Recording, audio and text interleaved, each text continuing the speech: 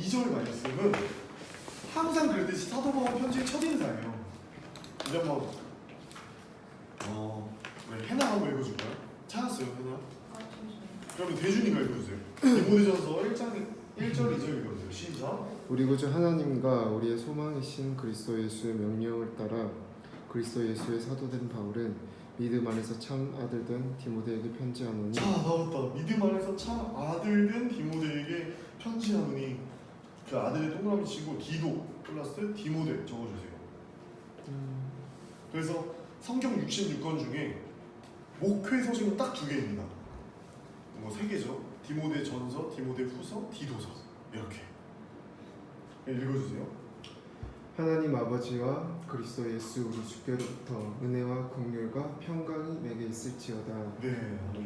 그리고 이제 3절부터 11절은 이렇게 막 박스를 해주세요. 여러분 저 한번 봐주세요. 이렇게 완전 선명하게. 이 내용이 무슨 내용이냐면 우리가 아까 본 이 첫 번째 이유인 이단에 대한 경계를 하는 거예요. 내용은 뭐냐면 다른 교훈을 가르치지 말아라. 다른 교훈 가르치지 못하도록 그 이단들 디모데야 너가 경계해줬으면 좋겠어 라고 하는 거예요. 우리 한번 승준이가 3절부터 11절까지 한번 읽어주세요. 시작. 내가 마게도냐로 갈 때에 너를 권하여 에베소에 머물라 하는 것은 어떤 사람들을 명하여 다른 교훈을 가르치지 말며 신화와 끝없는 족보에 몰두하지 말게 하려 함이라. 이런 것은 믿음 안에 있는 하나님의 경륜을 이름보다 도리어 반론내는 것이라. 이 교훈의 목적은 청결한 마음과 선한 양심과 거짓없는 믿음에서 나오는 사랑이거늘. 자, 멈춰주세요. 지금 말했던 이단들이 계속 공격하고 있다 했잖아요, 얘들아. 이렇게 내부로. 근데 그 이단들이 하는 것은 다 심하고 끝없는 족보였어. 유대 율법주의자들은 예수님이 그 구원에 대해서 말씀해 주셨는데 구원을 믿음으로 받는 게 아니라 613가지의 그 율법들을 잘 지켜야 우리가 구원받을 수 있다고 가르쳤었거든. 근데 그게 아니라 그 반대되는 진짜 사도 바울이 디모데와 에베소 교회에 전했던 그 교훈에는 3가지 특징을 말하고 있어요. 첫 번째, 청결한 마음을 가져야 한다. 2번째, 선한 양심. 3번째, 거짓이 없는 믿음에서 나오는 사랑. 이거는. 근데 이 사랑이 너무너무 중요해. 디모데 전서를 1절부터 6절까지 이렇게 팍 꿰뚫는 그 코어 같은 가치관이야. 이제 하면 알겠고요. 자, 6절부터 계속 읽어주세요. 사람들이 이에서 벗어나 헛된 말에 빠져 율법의 선생이 되려 하나 자기가 말하는 것이나 자기가 확증하는 것도 깨닫지 못하는도다. 그러나 율법은 사람이 그것을 적법하게만 쓰면 사는 것임을 우리는 아노라. 알 것은 이것이니 율법은 옳은 사람을 위하여 세운 것이 아니요 오직 불법한 자와 복종하지 아니하는 자와 경건하지 아니하는 자와 죄인과 거룩하지 아니하는 자와 망령된 자와 아버지를 죽이는 자와 어머니를 죽이는 자와 살인하는 자이며 음행하는 자와 남색하는 자와 인신매매라 하는 자와 거짓말을 하는 자와 거짓맹세라 하는 자와 기타 바른 교훈을 거스르는 자를 위함이니 이 교훈은 내게 맡기신 바 복되신 하나님의 영광의 복음을 따름이니라. 아멘. 자, 우리 오늘 이 말씀 보면서 얼마나 지금 에베소 교회 청년부가 힘든 상황 가운데 있는지를 알 수가 있고 동시에 뭘 알 수가 있냐면 사도 바울이 율법이라는 것을 바라보는 그 안경, 프레임, 사도 바울의 율법관을 알 수가 있어. 우리가 오해할 수 있는 게 아까 유대 율법주의자들 나오니까 율법은 무조건 나쁜 거라고만 생각할 수 있어. 근데 아니야. 하나님께서 모세를 통해서 이스라엘 백성들에게 율법을 주셨어. 그래서 그것을 바울의 율법관이라고 해서 대표적인 성경의 몇 구절이 있는데 그 중에 하나가 지금 디모데전서 1장 8절이야. 로마서 7장 12절과 이 디모데전서 1장 8절 말씀은 바울의 율법관을 잘 나타내고 있어. 뭐라고 했냐면 그러나 율법은 사람이 그것을 적법하게만 쓰면 선한 것임을 우리는 아노라. 여기에서의 율법은 하나님께서 모세에게 알려주신 613가지 율법 외에 다른 기타 여러 가지 율법들, 장로들의 전통과 유대인들이 만들었던 그 율법이 포함되어 있는 거야. 무슨 말인지 알겠지? 그러니까 사도 바울의 율법과는 선하다 나쁘다? 선하다. 네. 율법은 좋은 것이고 그 예수님께로 인도하는 초등 교사의 역할을 하지만 우리가 이것을 나쁘게 쓰는 것이고 또 그 당시에 뭐가 팽배했냐면 음행하는 자, 남색하는 자, 사람을 심지어 파는 인신매매하는 자. 영화 테이큰 봤어? 봤어 테이큰? 그거야 지금 에베소 교회에 이거 일어나고 있었던 거야. 인신매매. 그리고 거짓말하는 자, 거짓 맹세하는 자, 기타 이 바른 교훈을 거스르는 자들을 위함이니 이런 일들이 에베소 교회 굉장히 팽배했다는 걸 우리가 알 수 있어요. 자 그리고 12절부터 16절이 또 너무너무 유명해요. 이것도 완전 성경하게 이렇게 박스 쳐주세요. 11절부터 16절. 이건 뭐냐면 한마디로 말하면 신앙 간증이야. 우리 그 하늘이 순모임 해봤지? 순모임 했죠 순원이랑. 그때 하늘이도 그거잖아요. CC 베이비. 딸도 시베라고 했죠. CC 베이비. 그러면 나도 여기 CC 처음 들어왔을 때 예수님 몰랐다가 이번에 들어와서 예수님 알게 된 거야 이렇게 말해줄 수 있잖아. 그럼 좀 더 자세하게 얘기해줄 수 있잖아. 그 간증을 사도 바울이 디모데한테 하는 거야. 그래서 이것을 신학적인 용어로는 뭐라 하냐면 전향 회고록이라 해요. 근데 전향 회고록 이렇게 말하면 또 노잼의 향기가 막 밀려오죠. 근데 이거는 이제 엄청 유명한 전향 회고록이에요. 사도 바울의 간증. 바울이 하나님으로부터 직분을 맡게 해주신 것에 대한 감사가 구구절절히 녹아져 있습니다. 그렇다면 바울이 회심해서 기독교를 개종한 이야기를 어떻게 자기를 표현했는지 한번 우리 명송이가 12절부터 16절까지 읽어주세요. 그리고 여기에 뭐가 담겨있는지 한번 우리 잘 보세요. 읽어주세요. 나를 능하게 하신 그리스도 예수 우리 주께 내가 감사함은 나를 충성되게 여겨 내게 직분을 맡기심이니 내가 전에는 회방자요 핍박자요 포행자였으나 도리어 긍휼을 입은 것은 내가 믿지 아니할 때에 알지 못하고 행하였음이라.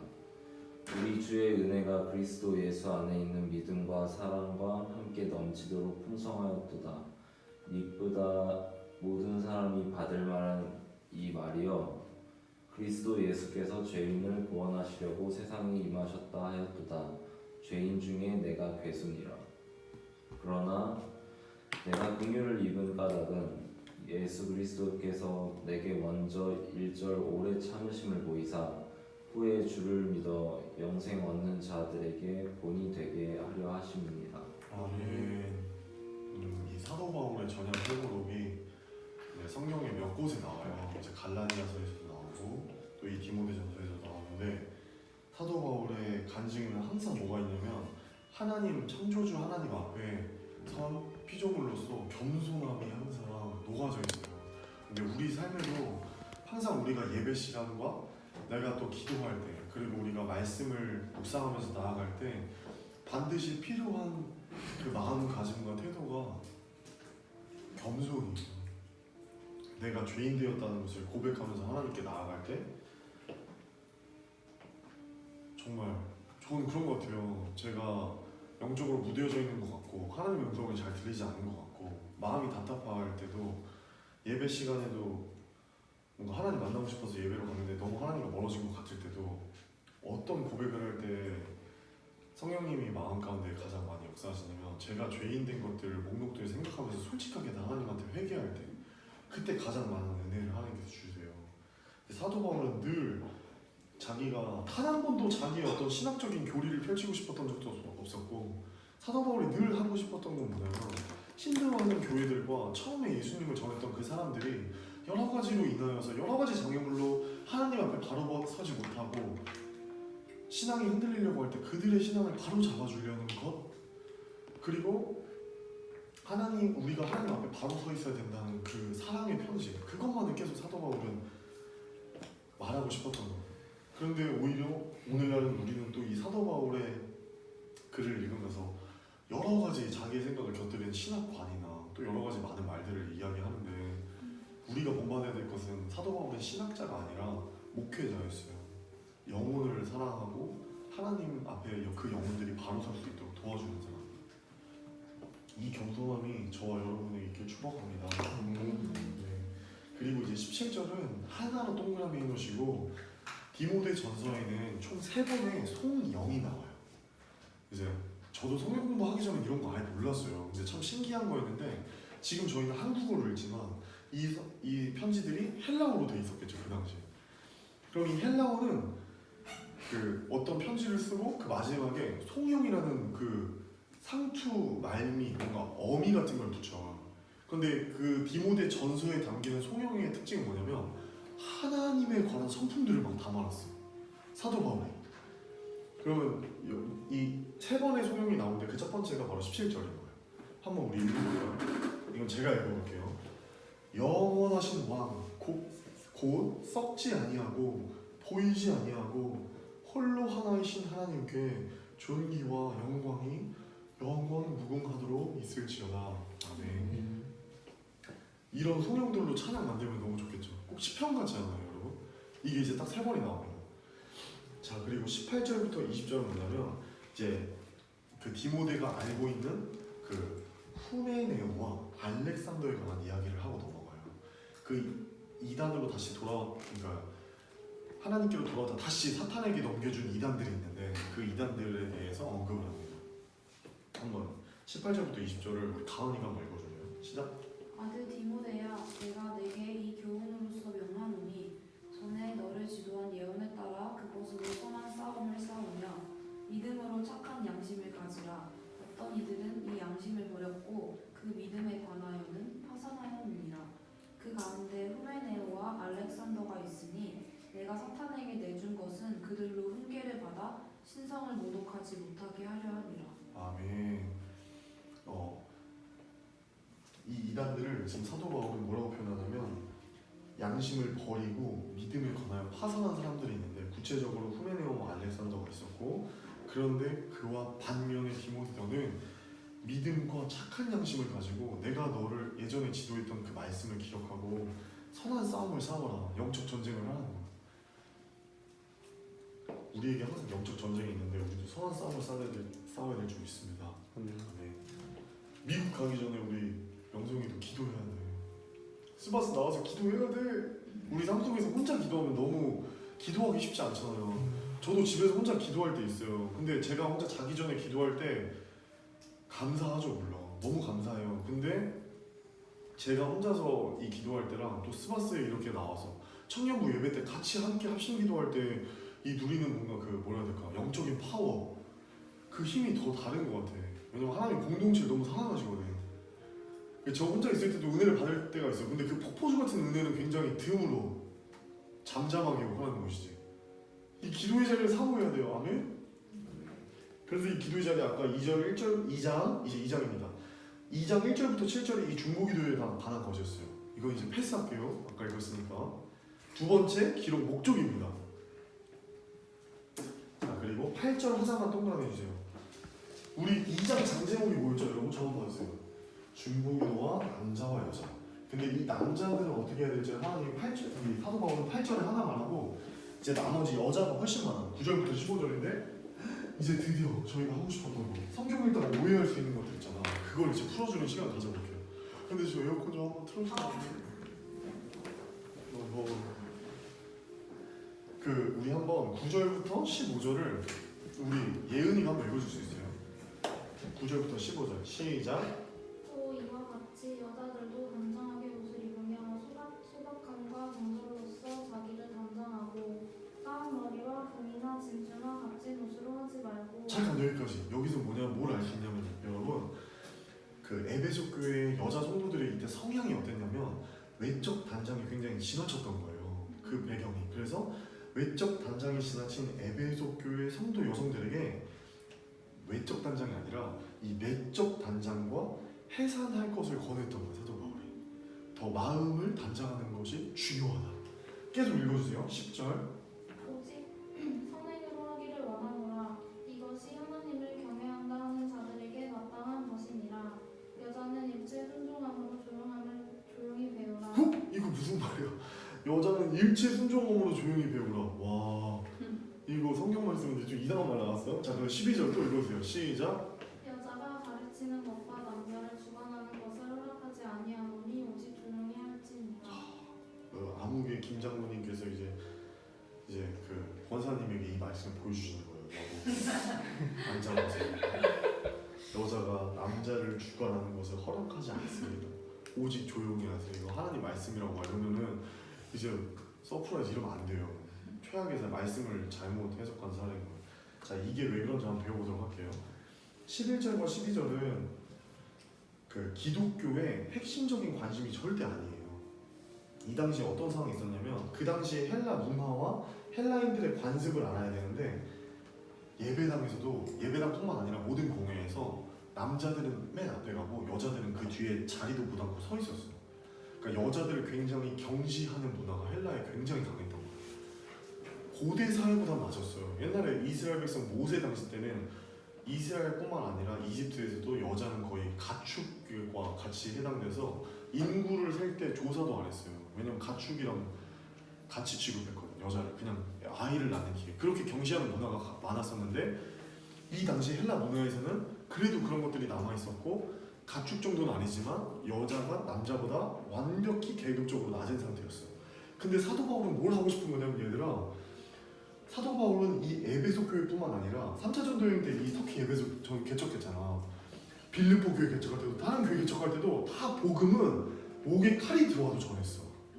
근데 뭘 했냐면 사도 바울이 문화 있잖아, 문화. 그 나라의 문화에 적응하고 순응하고 맞춰주기 위해서 굉장히 점진적으로 변혁해 갔어. 그게 사도 바울의 특징이야. 그래서 그 말 알지? 내가 자유인이나 종이 되고 내가 일부러 낮아지고 내가 누릴 수 있는 자유들을 억압하는 이유는 그 사람과 같이 되기 위해서라는 표현이 있잖아. 사도 바울은 항상 전도할 때 그 사람에게 맞춰준 거야. 그러면 그 당시에 헬라 문화들이 이 터키 지역에 있던 에베소 교회 문화가 남자들이 앞에 나오고 여자들이 뒤에 자리 가는데 사도 바울이 갑자기 꽝 하고 막 이렇게 던지면서 여러분 하나님이 그렇게 말하지 않으셨습니다. 창세기 3장 가져와가지고 이제 말씀하면서 여자분들도 똑같이 이거 예배 드리십시오 이런 식으로 개혁하지 않았다는 거예요. 그 당시에 터키 문화를 존중하면서 문화적인 요소들은 점진적으로 개혁해 나갔고 복음은 굉장히 개혁적으로 개혁해 나갔다. 이제 나중에 재밌었던 게 신학대학원에서 종교 개혁자들은 이 문화까지 완전히 다 엎어버려요. 마틴 루터도 그랬고 칼뱅도 그랬고 치빙글리도 완전 막 그 사회 개혁까지 동시에 해버리거든요. 근데 사도 바울은 안 그랬어. 예수님에 대한 복음은 엄청 제대로 전하지만 문화적인 것들은 수용하면서 이렇게 넘어갔어. 네. 그래서 이제 뭐가 있냐? 교회가 1차적으로 그 당시의 노예 제도를 어느 정도 받아들이는 거예요. 우상 숭배는 절대 허용하지 않지만 점진적으로 이제 번역해 가는 거고, 예를 들면 그 당시 헬라의 그 고린도 교회, 그 다음에 이 에베소 교회, 이 두 교회가 여성의 발언권이 없었어 거의. 근데 그거를 이제 그렇게 여자들이 하라는 거야. 왜냐하면은 거기에 맞춰주는 게 사도 바울이 이제 디모데전서 후반부 읽어보면 자꾸 디모데에게 뭐라고 표현하냐면 흠이 없도록 하라 그래. 그것은 뭔 말이냐면 신앙이 없는 크리스찬들이 우리들을 바라볼 때 흠이 잡히지 않도록 하고 이 성경의 단어대로 표현을 하면 대적이라는 표현을 하는데 이 대적들이 너희를 손가락질하도록 하지 말라는 거야. 그러면 그 사람들의 관점에서 봤을 때 이게 맞는 건 아니지만 맞춰주는 거지. 예를 들면 우상의 제물을 자기는 그 술에 관한 것 같이 내가 전도를 하려고 하는데 술 먹으라고 하는 게 아니라 술을 먹는 친구를 전도하려고 하는데 야 너 술 먹는 거 죄야 이렇게 나가는 게 아니라 같이 술을 먹어주는 거야. 그러면 안 돼요 여러분. 그렇게 하지 마세요. 케이스 바이 케이스니까. 근데 사도 바울은 그런 식으로 했다는 거야. 무슨 말인지 알겠지? 그리고 우리 13절 또 읽어도 돼요. 시작. 이 23절부터는 뭐냐면 사도 바울이 이것을 이제 말씀 구절을 봐줘. 창세기 2장 7절에 아담과 창세기 2장 21절에서 22절에 하와가 그 아담의 갈비뼈에서 취했다는 이 말씀을 가지고 이렇게 이 디모데에게 설득하는 거야. 읽어도 돼요. 13절부터 시작. 이는 아담이 먼저 지음을 받고 하와가 그 후며 아담이 속은 것이 아니고 여자가 속아 죄에 빠졌습니다. 그러나 여자들이 만일 정숙함으로써 믿음과 사랑과 거룩함에 거하면 그의 해산함으로 구원을 얻으리라. 네, 아멘. 그의 해산함으로 구원을 얻으리라는 이런 표현은 그 당시 헬라 문화의 특수성이 영지주의가 막 이단이 계속 공격한다 했잖아. 결혼을 막 금했거든. 근데 결혼을 그러고 막 육체적인 거 악하다고 하니까 결혼을 해서 아이를 낳고 출산을 하여버리면 그 영지주의들이 더 이상 간섭하지 않으니까 그렇게 해서 해산함으로 구원을 얻으라는 표현을 했던 거예요. 그래서 이제 목사님께서 저에게 알려주셨던 게 뭐냐면 우리가 성경을 읽을 때 바울의 말을 딱 하나만 보면 안 되고 전체적인 성경에 담긴 사도 바울의 주장과 사상을 봐야 한다. 그렇게 말씀을 이해하는 것이 굉장히 중요하다고 하셨어요. 그리고 그 표면적인 단어뿐만 아니라 그 당시의 문화와 관습을 이해하는 것이 굉장히 중요하다. 알겠죠? 그러니까 여자는 일체 순종으로 조용히 배우기만 하는 게 아닌 거야. 알겠죠, 여러분? 그럼 터키 그 에베소 교회의 상황이었다. 자, 3장으로 넘어가겠습니다. 그러면서 이제 이걸 말했네요. 그 가장 본질적인 가치가 뭐냐면 바로 사랑인데, 이제 사도 바울은 그러니까 저를 알려주신 목사님께서 뭐라고 하셨냐면, 우리가 배우는 이 성경 말씀과 율법은 사랑이라는 그 프레임 속에서 모두 다 재해석돼야 된다고 하셨어요. 그러면서 그 사도 바울은 항상 영혼 구원, 복음을 그 위해서 상대방을 배려하는 가치를 추구한 사람인데, 질문을 할 수 있잖아요, 우리 여러분. 제가 한번 질문해 볼게요. 마음속으로 대답해 보세요. 복음이 중요해요, 아니면 문화가 중요해요? 한번 대답해 주세요. 복음이 중요하죠. 그러니까 사도 바울은 이 복음을 전하기 위해서 그들의 문화를 존중해 줬던 거예요. 무슨 말인지 알겠지? 그러면은 내 친구가 아무리 술 많이 먹고 이런다고 해서 막 계속 술 먹는 것이 이게 아니라, 그 친구가 술을 먹을 수밖에 없는 고민과 힘든 상황이 있는 거야. 그리고 그 친구가 하나님을 만난 경험이 없는데 어떻게 그렇게 생각을 해? 그렇죠? 그러니까 그 사람을 존중해 주면서 나아가야 된다는 겁니다. 네, 3장 들어가겠습니다. 3장의 장제목은 이제 감독과 집사가 나왔어요. 우리 그걸 나눠볼게요. 1절부터 7절이 이제 감독에 관한 거예요. 한번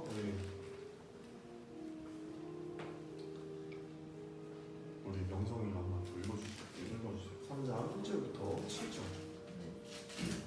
미쁘다 이 말이여, 사람이 감독의 직분을 얻으려 하면 선한 일을 상관한다 함이로다. 그러므로 감독은 책망할 것이 없으며 한 아내의 남편이 되며 절제하며 근신하며 아담하며 나그네를 대접하며 가르치기를 잘하며 술을 즐기지 아니하며 구타하지 아니하며 오직 관용하며 다투지 아니하며 돈을 사랑치 아니하며 자기 집을 잘 다스려 자녀들로 모든 단정함으로 복종케 하는 자라야 할지며, 사람이 자기 집을 다스릴 줄 알지 못하면 어찌 하나님의 교회를 돌아보리요. 새로 입교한 자도 말지니 교만하여져서 마귀를 정죄하는 그 정죄에 빠질까 하며, 또한 외인에게서도 선한 증거를 얻은 자라야 할지니 비방과 마귀의 올무에 빠질까 염려하라. 네, 여기 7절을 보면 외인에게서도 선한 증거를 얻은 자라야 할지니, 사도 바울이 계속해서 그 외부에 사람들에게 흠잡히지 않는 걸 되게 강조해요. 근데 이거 오해하면 안 돼요, 여러분. 사람들이 시선을 신경 쓰라는 말이 아니야. 우리 이번에 주일날 설교를 되게 많이 들었죠.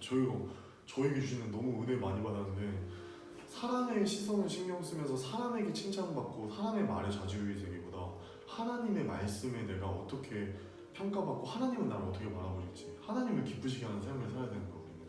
사도 바울은 지금 사람들을 시선을 신경 쓰라는 말이 아니라 크리스찬으로서 흠잡히게 행동하지 말라는 걸 강조합니다. 그러면서 우리가 동시에 감독의 자격에 대해서 볼 수 있는 것들은 뭐냐면, 그 당시에 술을 굉장히 즐기고 있었고, 남자들이 그 당시에 굉장히 아내를 구타하는 구타가 많았고, 가정에서. 그리고 그 당시에 돈을 사랑하는 문화들이 굉장히 많았다는 거예요. 그리고 에베소에 무너진 가정이 너무나 많았다는 거야. 그러니까 과부가 엄청 많아서 과부를 아예 하나 구제 대상으로 빼버린 거야. 무슨 말인지 알겠죠? 철저하게 그 에베소 교회 상황에 맞춰서 이 편지를 썼다. 그리고 초기 영지주의는 혼인을 금지하고 출산을 금지했는데, 그 이유는 육체는 부정하니까 눈에 보이는 것들은 다 악한 것이다라고 이제 말을 해서 이제 이거 나올 거예요. 우리 한번 8절부터 13절을 또 박스에 놓고 이렇게, 8절부터 13절은 집사의 자격이에요. 내용들이. 우리 한번 이거는 또 승준이가 한번 읽어줄 수 있나요? 아니, 승준이 하니까 가은이가 한번 읽어주세요. 시작. 이와 같이 집사들도 정중하고 일부 이혼을 하지 아니하고 술에 임박하지 아니하고 더러운 일을 탐하지 아니하고 깨끗한 양심의 믿음의 비밀을 가진 자라야 할지니, 이에 이 사람들을 먼저 시험하여 보고 그 후에 책망할 것이 없으면 집사의 직분을 맡게 할 것이요. 여자들도 이와 같이 정숙하고 모함하지 아니하며 절제하며 모든 일에 충성된 자라야 할지니라. 집사들은 한 아내의 남편이 되어 자녀와 자기 집을 잘 다스리는 자일지니 집사의 직분을 잘한 자들은 아름다운 지위와 그리스도 예수 안에 있는 믿음의 큰 능력을 얻으리라. 아멘. 이 당시에 이제 저도 공부를 하면서 알게 된 건데 이 에베소 교회는 남자보다 여자가 훨씬 많대요. 그러니까 사도 바울이 좀 사역하기 조금 난감했을 수 있어. 왜냐면 여자들이 많아서 난감하다는 게 아니라 그 당시 헬라 문화에서 여자가 되게 멸시당하고 있었고 그 경시당하는 문화 속이고 남자들은 소수인데 남자들에게 직분을 맡기고 여자들에게도 사역을 맡겨야 되는데 그 여자들의 분들 중에 어떤 일들이 있었냐면 계속해서 이제 뒤에 보면 알겠지만 그 이제 그 단어가 이것밖에 생각이 안 나죠. 그 안 좋은 이야기. 험담. 그렇죠. 험담을 하는 분들이 있었던 거예요. 여자분들이 그 공동체 모일 때마다 이제 5장에 가면 그런 얘기가 나와요. 계속 뒤에 가서 공동체에서 험담을 하는 문화들을 만들고 공동체를 와해시키는 일들을 만드니까 그것을 절단하고 공동체를 세우기 위한 조치로 사도 바울은 디모데에게 집사를 뽑을 때 일구연을 하지 않게 하고 모든 일에 모함하지 않고 정숙한 사람을 뽑으라고 이렇게 말을 해요. 그 당시 문화, 그 당시 교회 상황 때문에. 그리고 이제 14절과 15절은 딱 두 개 동그라미 쳐주시고 이게 기록 동기였어요. 세 번째, 교회를 조직하고 질서를 세우기 위한 지침. 이 에베소 교회를 위해서. 이거 제가 읽어볼게요. 내가 속히 내게 가기를 바라나. 사도 바울은 항상 몸이 먼저 가기를 원하는데 편지를 먼저 보내는 거야. 이것을 내게 쓰는 것은 만일 내가 지체하면 너로 하여금 하나님의 집에서 이 에베소 교회에서 어떻게 행해야 할지를 알게 하려 함이니 이 집은 살아계신 하나님의 교회요 진리의 기둥의 터니라. 아멘. 우리 영혼교회 청년부가 살아계신 하나님의 교회고 진리의 기둥과 터인 줄 믿습니다. 아멘. 그리고 이 16절 한 절이 바로 송영 두 번째입니다. 아까 송영 나온다 했죠. 그리고 디모데전서에 담긴 송영에는 뭐가 남아있지? 신론이 담겨있다 했어. 신에 대한 하나님에 대한 설명. 이거 한번 읽어볼게요. 우리 명성이가 읽어주세요. 시작. 그러나 경건의 비밀이여 그렇지 않다 하는 이 없도다. 그는 육신으로 나타난 바 되시고 영으로 의롭다 하심을 입으시고 천사들에게 보이시고 만국에서 전파되시고 세상에서 믿음 받으시고 영광 가운데서 올리우셨습니다. 아멘. 이 하나님에 대한 설명에서 굉장히 의도성을 볼 수 있는 게 영지주의에 대한 반박이 들어있어. 육신으로는 나타난 바 되시고 영으로도 의롭다 하심을 받아서 영지주의는 육신은 부정하고 영은 신성하다고 계속해서 사람들을 교란시키니까 아니다. 하나님은 하나님이 육신으로 예수님으로 나타나셔서 인성과 신성을 모두 가지고 계시고 영으로도 의롭다 하심을 받았다고 표현하는 거야. 그래서 4장은 장대본 이제 목회자 지침이에요. 경건 훈련에 관한 내용인데 1절부터 5절의 내용은 이제 하나로 망쳐져서 이제 영지주의자들과 이원론적인 이 사상들을 비판하고 있는데 이렇게 해주세요. 1절에서 5절을 묶은 다음에 1, 2절에 거짓말하는 사람들 1, 2절의 제목이 거짓말하는 자들 그리고 3절에서 5절은 혼인을 금하고 어떤 음식물은 먹지 말라는 이단 교리 1절과 2절이 거짓말하는 자들 그리고 3절에서 5절은 혼인을 금하고 어떤 음식물을 먹지 말라는 이단 교리 이제 우리가 여태까지 설명을 드렸던 게 이걸 읽으면 이해가 딱 정리가 될 거예요. 배경. 한번 우리 지난 청년을 읽어줄래요? 4장 1절에서 5절. 그러나 성령이 밝히 말씀하시기를 후일에 어떤 사람들이 믿음에서 떠나 미혹한 유령과 귀신의 가르침을 따르리라 하셨으니 자기 양심의 화인을 맞아서 외식함으로 거짓말하는 자들이라 혼인을 금하고 어떤 음식물을 먹지 말라고 할 터이나 이거 나왔다. 혼인을 금하고 어떤 음식물은 먹지 말라고 할 터이나 이 초기 영지주의자들 말하는 거야. 혼인도 금하고 출산도 못하게 하고 또 이 영지주의자들의 특징이 극단적인 금욕주의로 빠져버려. 네, 계속 읽어주세요. 음식물은 하나님이 지으신 많이 믿는 자들과 진리를 아는 자들이 감사함으로 받을 것이니라. 하나님께서 지으신 모든 것이 선함에 감사함으로 받으면 버릴 것이 없나니 하나님의 말씀과 기도로 거룩하여 지니라. 네, 그 이단 초기 영지주의에서 가르쳤던 거 완전 반대로 사도 바울은 디모데를 통해서 음식이 강한 기독교에서 어떻게 말하는지도 여기서 알려주는 거예요. 저 이거 읽으면서 너무 재밌었는데 그 음식은 감사함으로 받으면 버릴 게 하나도 없는 거예요. 그리고 하나님께서 지으신 모든 것이 선함에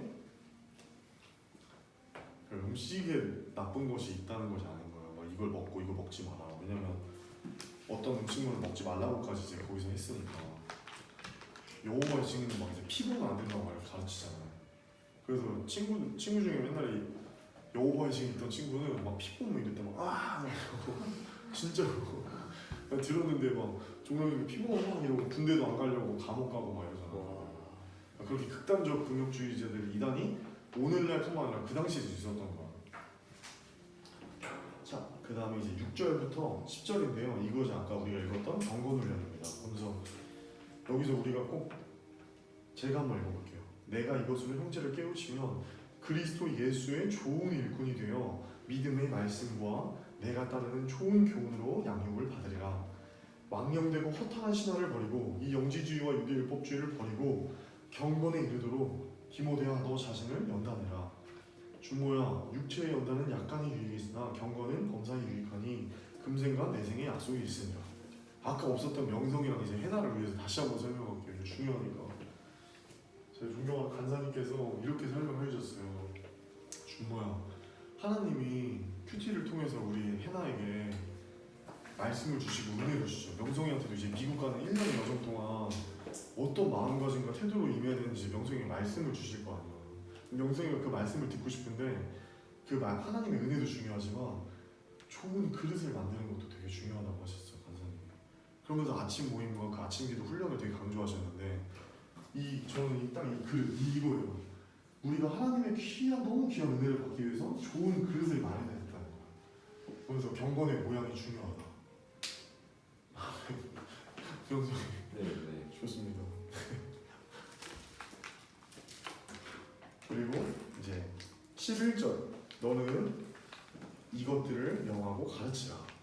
이제 12절부터 16절을 보면은 이거예요. 자, 여러분 이 디모데전서 4장 6절부터 16절이 디모데를 향한 사도 바울의 권면이에요. 여기 목회자 지침서니까. 근데 딱 두 가지를 되게 강조해요. 첫 번째는 경건 훈련을 하는 거예요. 그래서 6절부터 10절까지가 경건 훈련을 하는 거고 11절부터 16절까지가 뭐냐면 너가 이제 너 경건 훈련뿐만 아니라 참 교사로서 너가 성도 교육을 이렇게 하는 거야. 그럼 첫 번째는 본인이 디모데 너가 경건 훈련을 하고 두 번째는 참 교사로서 성도 교육을 이렇게 디모데에게 하는 건데 11절부터 16절에 그 내용이 다 모여있어요. 우리 현아가 한번 이거 읽어주면 11절부터 16절. 너는 이것들을 명하되 누구든지 내 연소함을 업신여기지 못하게 하고. 네? 잠깐 이거 내가 제가 말해줬는데 디모데가 되게 어렸어요. 지금 시간이 없어서 살펴볼 수 없지만 사도 바울의 1차 선교행 사도행전 14장에 루스드라랑 더베라는 곳에가 그때 디모데를 처음 만난 것으로 추정해요. 그래서 사도 바울이 굉장히 어린 나이에 이 디모데가 아빠는 헬라인이야. 그러니까 우리나라 말로 아빠가 일본 사람이요. 그리고 엄마는 굉장히 신실한 기독교인이야. 우리 엄마예요. 교회 열심히 다니세요. 그렇죠? 다 엄마들 신앙생활 열심히 하시는 대체로 그러시죠. 감사합니다. 대주인 어머니도 엄청 열심히 믿으시잖아요. 네? 어머니 엄청 열심히 믿잖아. 근데 디모데가 꼭 그랬다고. 그리고 어려서부터 성경을 알았어. 그래서 디모데가 나이가 어린데 지금 에베소 교회 목회자 하려니까 너 나이 어린 것으로 사람들이 업신여기거나 무시하지 못하게 하는 거야 지금 사도 바울이. 무슨 말인지 알겠지? 오직 말과 인신과 사랑과 믿음과 정도에 있어서 믿는 자에게 본이 되며 내가 잠시만요. 또 나왔어. 본이 되라. 믿는 자에게 본이 되라. 아까 계속해서 믿지 않는 자들에게 본이 되고 믿는 자들에게 본이 되고 외인들에게서도 선한 증거를 얻은 자라야 할지 뭐 계속해서 그 주변 사람들 믿지 않는 넌 크리스찬들과 믿는 크리스찬들에게 본이 되는 걸 강조하죠. 읽어주세요. 내가 이를 때까지 읽는 것과 권하는 것과 가르치는 것에 전념하라. 아멘. 잠깐 여기서 쓴다. 여기서 동사에 집중하면 내가 이를 때까지 이 내가 이른다는 건 사도 바울이 지금 어디서? 마게도니아에서 에베소로 가기 전까지 세 가지를 하는데 읽는 것, 말씀 묵상, 권하는 것, 그 다음에 가르치는 것에 전념하는 거야. 저는 이거 작년에 공부했던 예술만당 생각났어요. 예술만당에서 행하는 것처럼 주모야 너가 행해라 이렇게 하는 거야. 그래서 지금 스파스에서 하고 있어요. 그러니까 계속 말씀 읽고 권하고 가르치는 것에 전념하는 거야 디모데한테. 그 에베소 청년들 모아놓고 또 읽어주세요. 시작. 내 속에 있는 은사 곧 장로의 회에서 안수받을 때 예언을 통하여 받은 것을 가볍게 여기지 말며 아멘. 자 여기서 집중해 주세요. 여기서의 은사의 동그라미 치시고 이 은사는 각자 사람들마다 달라요. 근데 디모데 너 속에 있는 은사라고 있는데 저는 옆에다 빼놓고 제 은사가 뭘까 생각해봤는데 이렇게 적었어요. 말씀을 가르치는 은사 적어놓고 그 어떤 사람 디모데는 어떤 은사가 있었냐면 거짓을 분별하는 은사가 있었대요. 사람마다 되게 은사가 달라요. 그 방언 옆에서 친구가 하면 그 방언을 통역하는 은사를 받은 친구들도 있고 섬김의 은사를 받은 사람들도 있어. 그리고 또 뭐가 있죠? 생각이 안 나네요. 여러 가지 은사가 있어요. 섬기는 은사, 가르치는 은사, 뭐 도와주는 이런 은사들, 기도의 은사 다 있는데 그 모양은 다 달라도 그러니까 여러분 생각해 보세요. 내가 받은 은사가 뭔지 저처럼 생각해 보시고 근데 이걸 중요한 건 뭐라고? 가볍게 여기지 말라는 거예요. 대준이가 받은 사랑의 은사, 섬김의 은사 섬김의 아이콘이에요. 진짜 아이콘이라는 말은 너무 경솔해요. 대준이가 진짜 섬김의 은사가 있어서 가는 공동체마다 주변 사람들이 엄청 진짜로 공동체 아름다우신단 말이야. 근데 이거를 가볍게 여기지 말라는 거예요. 아멘.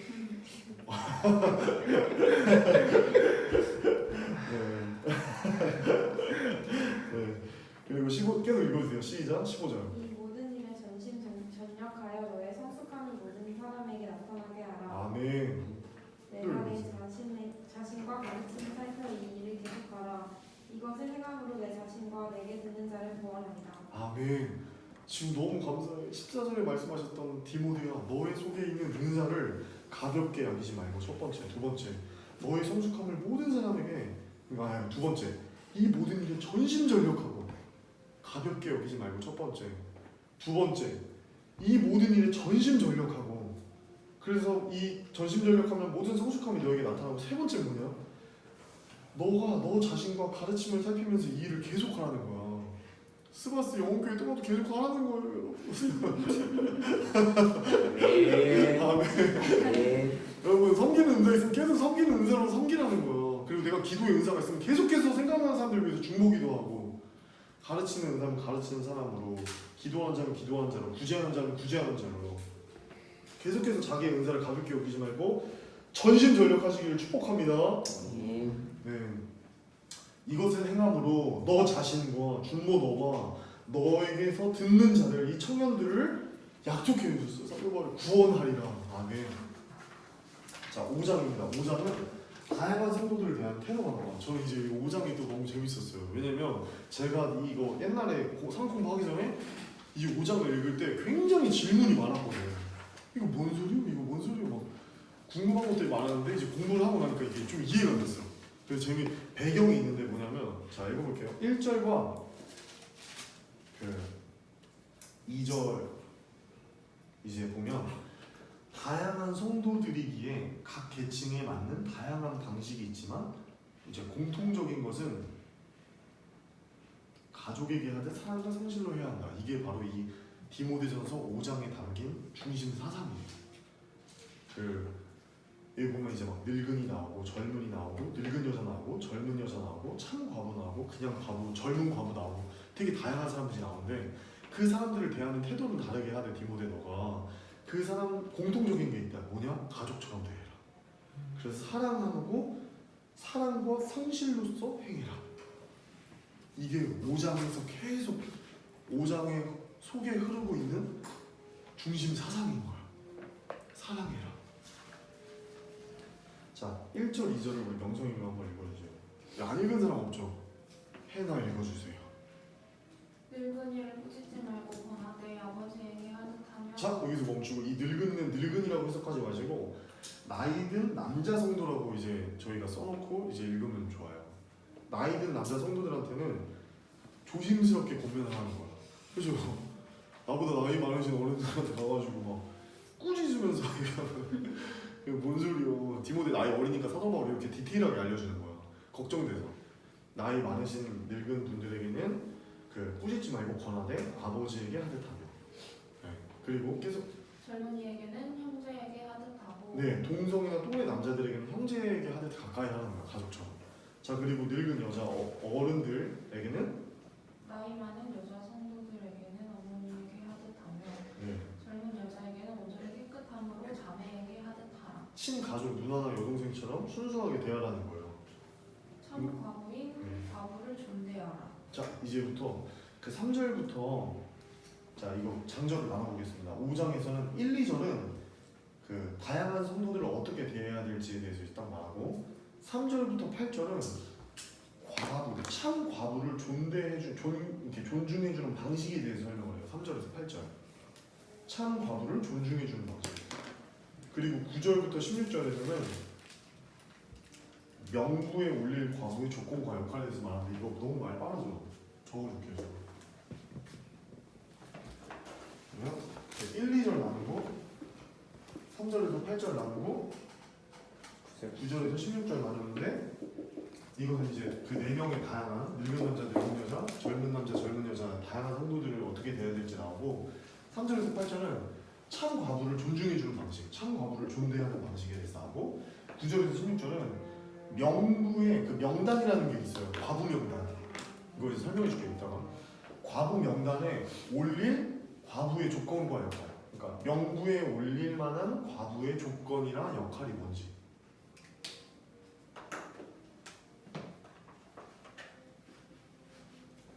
그렇게 나뉘는데 내용이.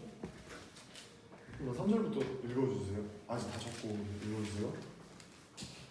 참 과부인 과부를 존대하라. 만일 어떤 과부에게 자녀나 손자들이 있거든 그들로 먼저 자기 집에서 효를 행하여 부모에게 부덕하기를 배우게 하라. 이것이 하나님 앞에 받으실 만한 권위라. 자, 3절, 4절 보면 이제 일단 3절에 보면 배경 설명해 줄게요. 참가부는 누구냐면 그 당시 구제의 대상인 참가부는 이제 자녀나 손자가 없는 외로운 사람들을 말해요. 그래서 굉장히 구제의 대상을 받던 거야. 에베소 교회 너무 많아서. 그러니까 남자들이 결혼을 정상적으로 한 게 아니라 잠자리를 잡고 다 떠난 거야. 그리고 막 그냥 뭐 일부 다처제라고 할 수도 없는 거야. 그냥 막장이었던 거야. 아데미 신전 숭배하면서. 그러니까 완전 그 사회가 무너져 있으니까 이런 과부들이 많았는데 만약에 자식이 있어. 그러면은 그 자식이 그 과부인 엄마를 보호해줘야 돼. 그런데 그리고 또 믿는 친척 여자가 있으면 그 친척 여자가 보호해주면 되는데 둘 다 없으면 이제 교회에서 과부 명단이라는 걸 만들어서 나이 60세 이상이 되는 과부들을 이제 이렇게 명단에 올려서 구제하고 책임지라는 거야. 교회 디모데야, 너가 에베소에 그 사람들 많으니까 너가 책임을 이 구제 참가부 사역, 구제 사역 하라는 거야. 무슨 말인지 알겠죠? 이 배경을 가지고 이제 읽으면 쩍쩍쩍 읽혀요. 네, 읽어주세요. 아, 잠깐만요. 여기 5절까지, 4절까지 읽었죠? 네. 그러니까 만약에 어떤 과부인 성도가 있는데 그에게 자녀나 손자들이 있으면 교회가 그 과부를 봉양할 필요가 없어요. 가족들이 그 과부를 모시고 봉양함으로써 부모를 공경하는 것을 배워야 하기 때문이에요. 그런데 이것이 바로 하나님이 받으실 만한 크리스찬의 태도라는 거예요. 사도 바울이 3절 4절에서 말해줘요. 자, 5절 읽어주세요. 참 과부로서 외로운 자는 하나님께 소망을 두어 주야로 항상 간구와 기도를 하거니와. 자, 여기까지. 교회의 돌봄과 구제의 대상이 되는 참과부는 외로운 자로서 도움을 받을 곳이 없는 사람인데 따라서 교회가 이들의 생계를 도와야 했던 거예요. 그래서 이들은 하나님께 소망을 두고 주야로 항상 기도와 간구를 할 수밖에 없었는데 저는 이 말씀을 읽으면서 무슨 생각을 했냐면 참 쉽지 않은 말이긴 하지만 세상의 기준으로 봤을 때 참과부는 굉장히 지금 불쌍하고 외로운 사람이에요. 근데 만약에 제가 돈이 많고 만약에 제가 모든 것을 다 가지고 제가 하고 싶은 대로 할 수 있는 위치에 있어요. 사회적 위치나 모든 것들이. 근데 그래서 하나님을 떠나는 삶보다 과부여서 아무것도 없는데 주야로 늘 자기 삶이 힘드니까 하나님께 소망을 두고 주야로 기도와 간구하는 삶을 살게 된다면 과연 누가 진정으로 성공한 자고 부유한 자일까? 육신 눈으로 볼 때 과부일지라도 영적으로 하나님께 소망을 두고 있으면 그 사람이 진짜로 부유한 자인 줄 믿습니다. 저희가 이러한 삶을 살았으면 좋겠어요. 이러한 가치관으로 눈으로 보는 것으로 판단하는 것이 아니라 영적으로 하나님께 소망을 두는 사람. 근데 이제 6절 7절에 나오는데 읽어주세요. 시작. 향락을 좋아하는 자는 살았으나 죽었느니라. 아멘. 내가 또한 이것을 명하여 그리로 책망받을 것이 없게 하라. 네. 누구든지 이제 이 6절과 7절을 묶었었는데 예외 사항을 말해줘요. 그러나 만일 참 과부가 하나님을 바라보지 않고 오히려 향락을 좋아한다면 그 과부는 살았다고 하더라도 이미 죽은 자와 같다고 사도 바울이 디모데에게 말하는 거예요.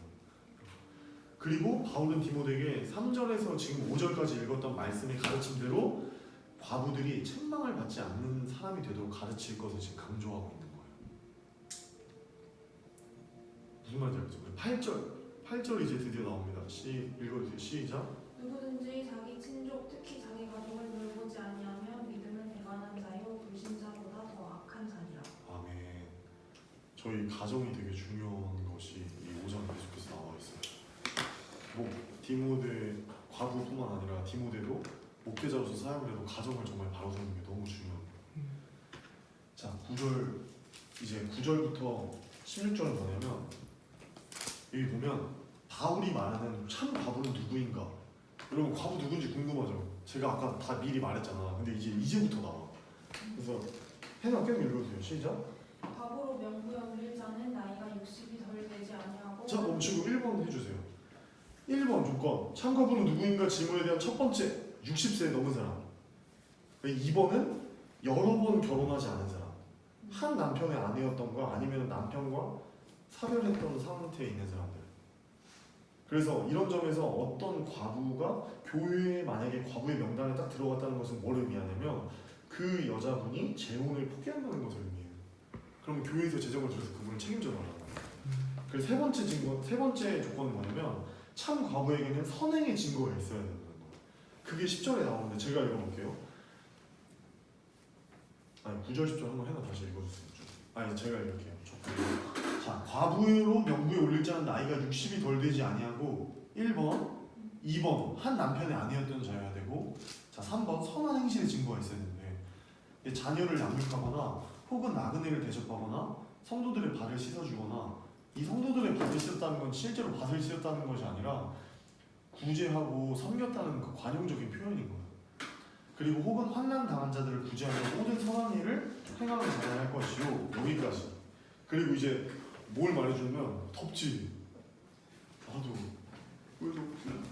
자, 그 다음에 이제 11절에 젊은 과부가 나오는데 이거 배경지식이 없으면 그냥 혼자 묵상해도 몰라요. 뭔 말인지. 젊은 과부가 뭐냐면 참 과부 사도 바울은 지금 5장에서 뭐라고 했냐면 참 과부. 자, 가은이는 참 과부야. 과부라는 것 자체가 이상한 거가 지금. 예를 들면 명성이는 참 과부야. 그리고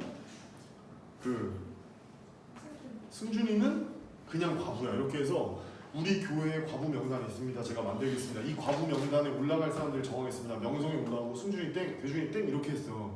그거에 대해서 말하는 건데 지금 이 과부 명단에 올라가지 못할 여자를 젊은 여자라고 표현해. 젊은 과부라고.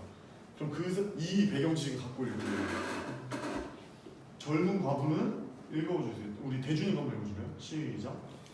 젊은 과부는 올리지 말지니 이게 명단에 올리지 말라는 거예요. 네. 이는 정욕으로 그리스도를 배반할 때에 시집가고자 함이니 처음 믿음을 저버렸으므로 정죄를 받느니라.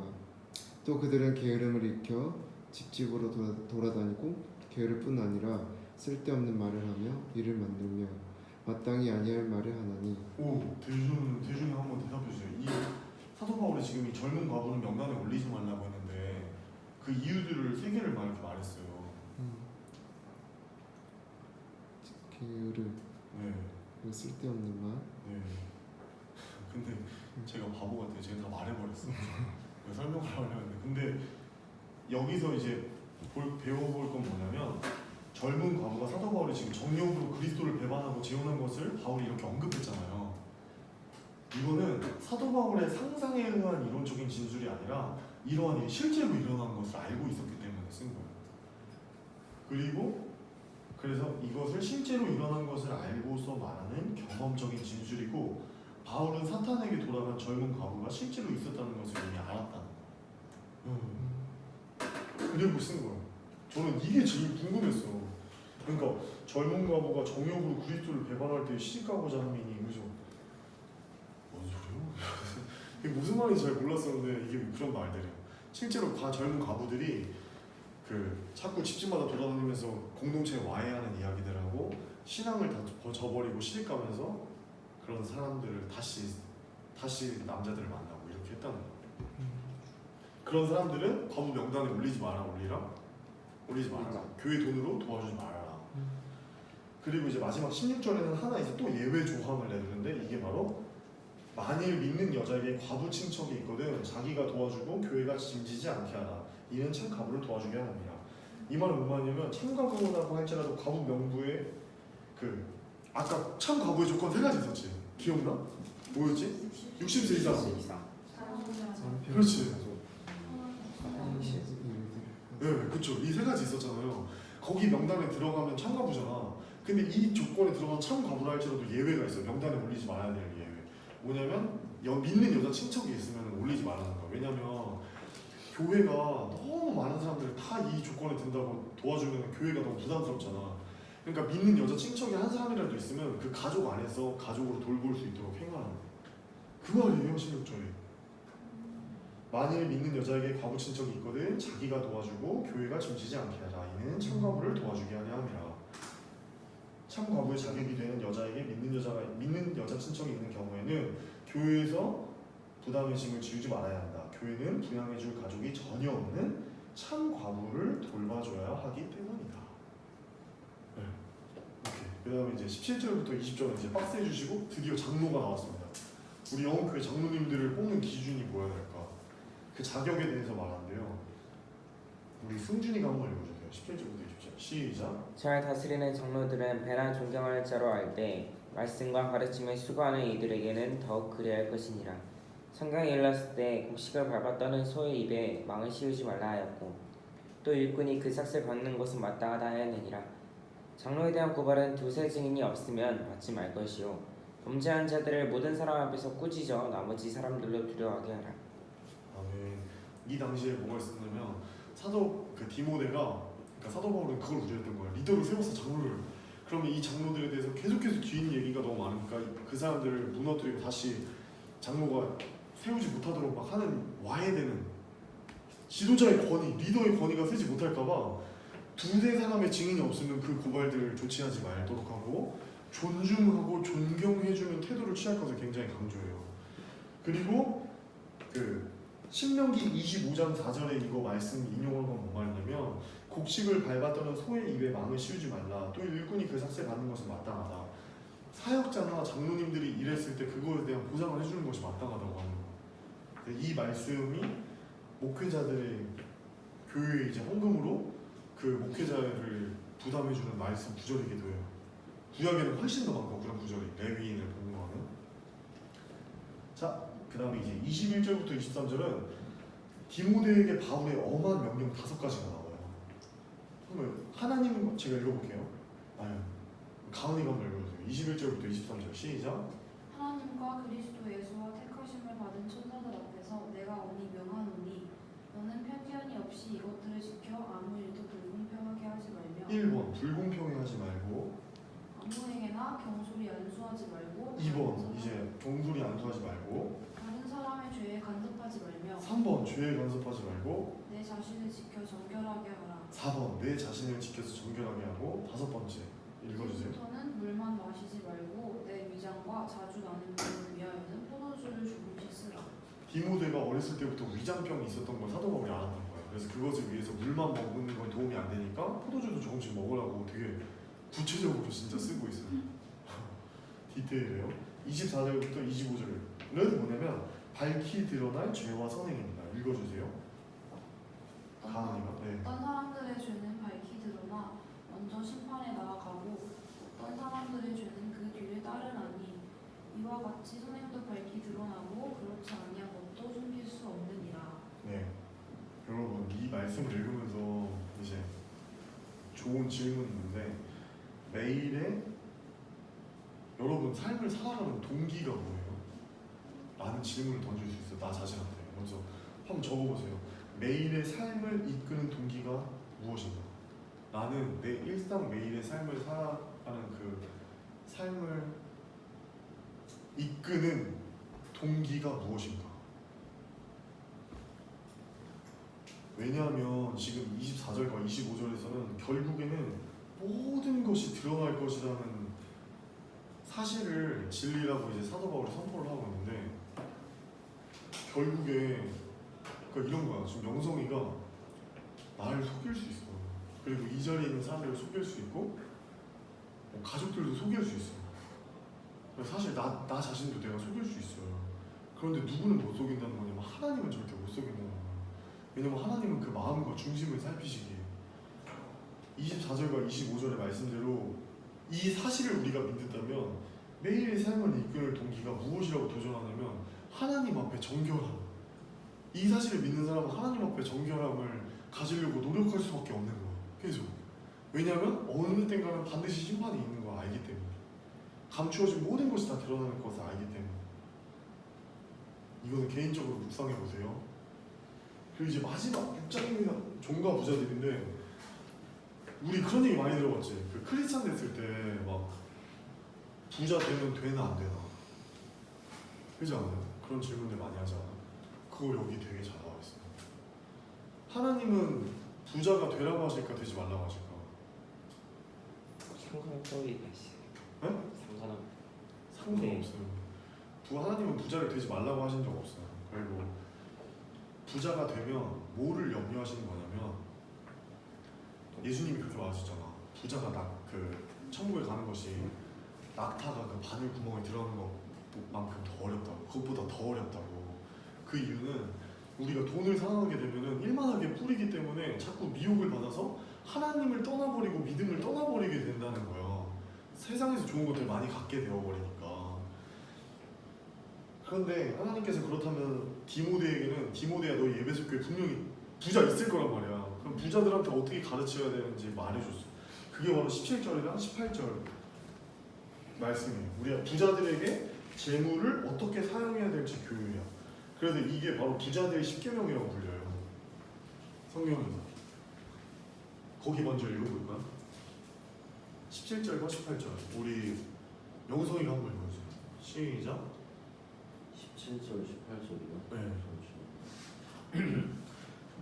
네가 이 세대의 부한 자들을 명하여 마음을 높이지 말고 정함이 없는 재물에 소망을 두지 말고 오직 우리에게 모든 것을 후히 주사 누리게 하시는 하나님께 두며 선한 일을 행하고 선한 사업에 구하고 나눠주기를 좋아하며 동정하는 자가 되게 하라. 아멘. 여기 6가지의 부서들의 십계명, 부자들의 십계명이라고 부르는 6가지 지침이 나와 있는데, 첫 번째가 뭐예요? 마음을 높이지 말아라. 두 번째, 재물에 소망을 두지 말아라. 세 번째, 그러니까 두 번째 재물에 소망을 두지 말고 어디에다 소망을 두라고? 하나님께 두라. 세 번째, 선을 행하라. 그리고 네 번째, 선한 사업을 많이 해라. 다섯 번째, 나누어주기를 좋아하고, 여섯 번째가 너그러운 자가 되게 하라. 부자들이 하나님은 되지 말라고 하신 적이 없어요. 부자들이 되어도 부자들의 재물관, 재물 사용 내용이 여기 담겨 있어. 아빠가 부자면 이거 알려주세요. 자, 그리고 6장은 이제 종들 카테고리를 나눠요. 6장 1절에 종들 보이시죠? 동그라미 해주세요. 6장 1절에 종들에다가 동그라미 해주시고, 그 다음에 1장 9절에 부하여 하는 자들 동그라미 해주세요. 그 부자들이. 1장 9절에 부하려 하는 자들 동그라미. 6장 9절. 1장 9절. 6장 9절. 6장 9절. 6장 9절에 부하여 하는 자들 동그라미. 6장 1절에 종들 동그라미. 그리고 17절에 또 부한 자들을 명하여 동그라미.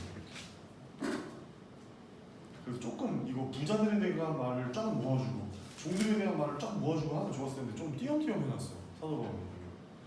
6장 1, 2절은 종들에 관한 명령인데 한번 우리 가은이가 읽어줄래요? 시작. 푸른 멍에 아래에 있는 종들은 자기 성전들을 범사에 마땅히 공감한 자로 알고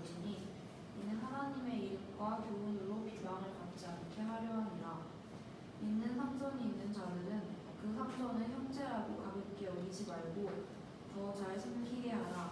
이는 유익을 받는 자들이 믿는 자요 사랑을 받는 자임이라. 너는 이것들을 가르치고 권하라. 아멘. 종들의 가장 중요한 태도 중에 하나가 상전을 범사에 마땅히 공경할 자로 알지니. 아멘. 하나님이 상전을 경외하는 종들은 만약에 그 상전이 종에게 불해를 가해도 하나님이 심판해 주신다 하셨어요. 아버지는. 자, 그다음 3절은 다른 교훈인데 3절부터 이제 10절까지 묶어주면 돼요. 그래서 누구든지 다른 교훈을 하면 바른 말, 곧 우리 주 예수 그리스도의 말씀과 경건에 관한 교훈을 따르지 아니하면 다른 교훈 vs 다 바른 말이야. 그 바른 말은 무엇이냐면 예수님의 말씀, 경건에 관한 교훈이야. 근데 이것을 따르지 않으면 어떻게 되냐면 교만하여지고 변론과 언쟁을 좋아하게 되고 투기와 분쟁과 비방과 악한 생각을 하게 되고 마음이 부패하여지고 진리를 잃어버리고 경건을 이익의 방도로 생각하는 자들을 다툼이 일어나는 거예요. 저는 이거 진짜 최악의 상황인 것 같아요. 교회 안에서 싸우는 거. 지금 뭐라고 했냐면 경건을 이익의 방도로 생각하는 자들이에요. 타락하면 어떻게 되냐면 목회자들이 하나님의 말씀을 전하는 것을 자기의 부를 얻기 위한 도구로 삼는 거예요. 그리고 경건의 어떤 모양들을 자신의 이익을 쟁취하기 위해서 성도들이 막 싸우는 거예요. 이게 어떻게 하면 일어난다고? 다른 교훈을 받게 되면 이단들과 하나님으로부터 떠나버리면 이렇게까지 타락한다는 거예요. 그리고 그러나 이제 6절부터 8절까지는 좋은 이야기예요. 그러나 자족하는 마음이 있으며 경건은 큰 이익이 되느니라. 아멘. 우리가 세상에 아무것도 가지고 온 것이 없음에 또한 아무것도 가지고 가지 못하리니 우리가 먹을 것과 입을 것이 있은즉 족한즉 알 것이니라. 아멘. 우리 공술에 공수가 많이 들어갔죠. 성경에 가장 이 대표적인 말씀이 4번 있어요. 그 중에 한 가지가 이거예요. 욥기의 유명한 욥이 바로 이 고백을 했습니다. 욥기 1장 21절 한번 읽어볼래요? 욥기 1장 21절 누가 한번 먼저 찾는 분이 읽어주세요.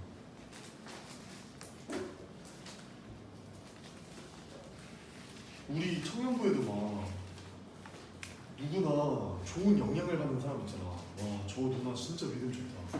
저 동생 진짜 믿음 좋다. 이렇게 생각되는 사람들 있잖아. 그래서 그 사람의 모습만 봐도 이렇게 도움이 되는 사람. 하나님을 경외하는 사람이 있는데 성경에서 온전하고 악에서 떠나고 하나님을 경외하는 사람 이런 수식어를 붙이는 사람이 욥밖에 없어요. 노아한테도 그냥 의완동이라고만 했어요. 의인이고 안전한 자고 하나님과 동행한 자라고만 했지 이런 식으로 표현한 적이 없는데 그럼 그렇게 대단한 욥이 가졌던 고백과 태도가 뭐냐? 하나님 경외하는 게 1장 21절이에요. 한번 누가 읽어주세요. 이르되 내가 모태에서 알몸으로 나왔사온즉 또한 알몸이 그리로 돌아가 올지라. 주신 이도 여호와시요 거두신 이도 여호와시니 여호와의 이름이 찬송을 받으실지니이다 하고. 우리의 삶이 이렇게 되었으면 좋겠습니다. 지금 저희가 누리고 있고 여러분이 누리고 있는 것들이 다 하나님께로부터 온 것이고 결국엔 우리가 돌아가야 할 고향이 하나님 곁이라는 것을 저희가 기억했으면 좋겠어요. 그래서 그럼 이것들을 하나님 경외하는 것을 깨달았을 때 하나님을 찬송할 수밖에 없는 우리 삶이 됐으면 좋겠습니다. 이것을 공술의 공수어가 여기 디모데전서 6장 7절에도 너무 잘 나와 있어요. 제가 다시 읽어볼게요. 우리가 세상에 아무것도 가지고 온 것이 없음에 또한 아무것도 가지고 가지 못하리니. 아멘. 이것이 진리입니다. 그래서 성경에서는 나그네 이걸 사상이라고 해요. 나그네 사상. 우리 정체성은 잠시 왔다 잠시 다시 하나님께로 돌아가는 나그네 아이덴티티가 말하는데요. 이것을 우리가 갖고 있어야 돼요. 이 땅에서의 삶이 전부가 아니다. 그리고 이제 부하려 하는 자들은 시험과 올무와 여러 가지 어리석고 해로운 욕심에 떨어지게 된다는 거예요. 부자가 좋은 것 같은데 이렇게 될 수밖에 없다고 이제 사람을 경고하는 거야 디모데한테. 그 사람으로 결국에 어떻게 되나 파멸과 멸망에 빠지게 하는 것이야. 그리고 6장 10절은 우리가 아까 따로 봤었죠. 돈을 사랑하니 일만하게 뿌리가 되나니 이것을 탐내는 자들은 미혹을 받아 믿음에서 떠나 많은 근심으로서 자기를 찔러도다. 영성이가 돈을 많이 벌어도 돼. 좋아. 돈은 절대 선하고 나쁜 것이 아니야. 그런데 돈을 명성이가 하나님보다 더 사랑하게 되면 그거 말하는 거야. 10절. 돈을 사랑하면 일만하게 뿌리가 되는데 결국엔 명성이가 미혹을 받아서 믿음을 버리고 하나님을 떠나게 될 지경까지 오게 된다고 사도 바울이 경고하는 거야. 그러면서 결국에는 하나님을 떠날 뿐만 아니라 명성과 명성이 자신을 찌르는 상황이 오는 거야. 그렇게 되지 않기를 바라야죠. 아멘. 네. 나눠주세요, 명성씨. 부원자들 경고 받죠. 아이고 크리스마스 다 나눠주세요. 여기 보면 나누라는 말을 왜 이렇게 많이 해? 봐. 18절에 봐. 선을 행하고 선한 사업을 많이 하고 나누어주기를 좋아하며 너그러운 자가 이거 3번부터 6번까지 이거 다 똑같은 말 아니야? 어떻게 보면? 근데 계속해서 나누라. 부자가 천국에 들어가고 예수 그리스도의 제자로 살 수 있는 유일한 그 좋은 방법이 이제 나누는 거예요. 부재. 션 봐봐, 션. 넘어가겠습니다. 자, 우리 19절. 이것이 장래에 자기를 위하여 좋은 터를 쌓아 참된 생명을 취하는 것이라. 이제 20절과 27절 말은 끝맺는 말과 축도인데요. 우리 다 같이 한번 읽어보도록 하겠습니다. 시작. 디모데야, 망령되고 헛된 말과 거짓된 지식의 반론을 피함으로 내게 부탁한 것을 지키라. 이것을 따르는 사람들이 있어 믿음에서 벗어나느니라. 은혜가 너희와 함께 있을지어다. 아멘.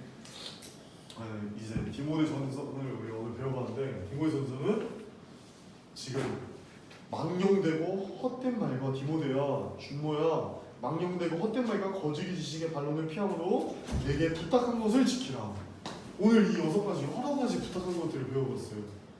근데 이것들을 이제 우리들이 잘 정리해서 평상시에 묵상하는 데 도움이 됐으면 좋겠고, 무엇보다도 우리 디모데전서 2장에 있었던 여자는 일체 순종으로 조용히 배우라.